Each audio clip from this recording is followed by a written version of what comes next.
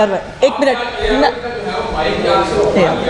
आप एक सियासतदान हैं और कभी भी कोई मीडिया जो है वो बता सुनाई नहीं करता, मीडिया जो वो तनकीद है वो करता है।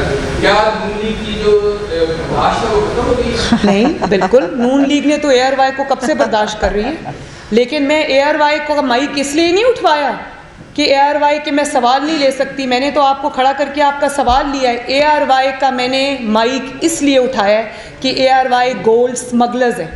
ARY का माइक मैंने इसलिए उठाया है कि उन्होंने 12 अरब रुपए का टैक्स माफ़ कराया और उस पर उन्होंने स्टे लिया हुआ है।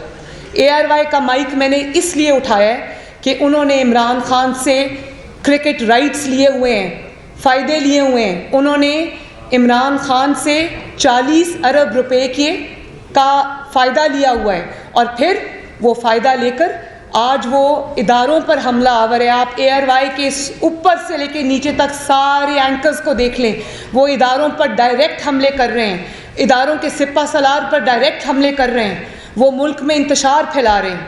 ARY का नहीं, ARY को मेरे सामने बिठा दे, मैं ARY को अभी बता दूंगी कि ARY की हैसियत क्या है। इसलिए मैंने माइक उठाया।